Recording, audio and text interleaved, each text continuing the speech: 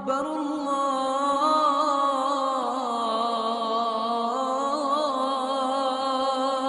أكبر۔ السلام علیکم۔ اللہ تبارک و تعالیٰ کی بہت ساری صفات ہیں، ان میں سے ایک خوبی ہے سمیعن۔ سمیعن کا مطلب ہوتا ہے سننے والا۔ جیسے تو ہم سب لوگ سنتے ہیں، انسان بھی سنتے ہیں، جانور بھی سنتے ہیں اور پرندے بھی سنتے ہیں، لیکن ہم سب لوگ ایک خاص فریکوینسی اور لاؤڈنس کی آوازوں کو سن سکتے ہیں۔ اگر آوازوں کی فریکوینسی اور لاؤڈنس اس رینج سے نکل جائے تو ہمیں آوازیں سمجھ میں نہیں آتی، لیکن اللہ تبارک و تعالی ہر فریکوینسی اور ہر لاؤڈنس کی آوازوں کو سنتے ہیں۔ اللہ جل شانہ کے لیے فریکوینسی یا لاؤڈنس کی کوئی قید نہیں۔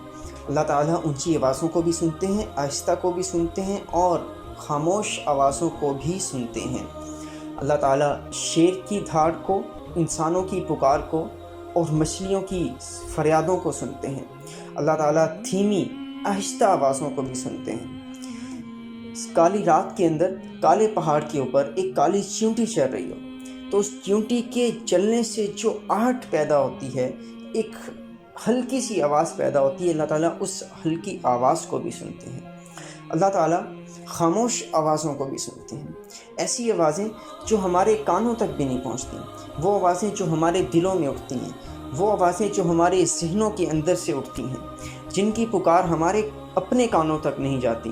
اللہ تعالیٰ ان دلوں اور ذہنوں کے اندر اٹھنے والی آوازوں کو بھی سنتے ہیں۔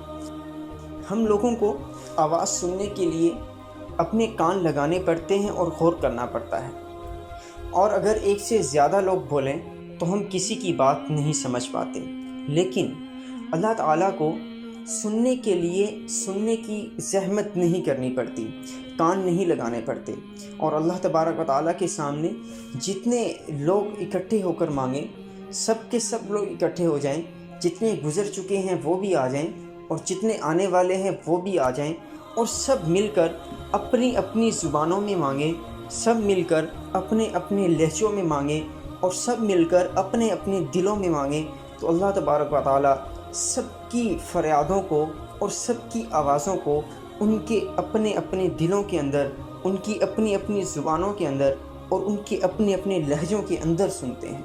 اللہ تبارک و تعالیٰ ایسے سمیعن ہیں، یعنی ایسے سننے والے ہیں۔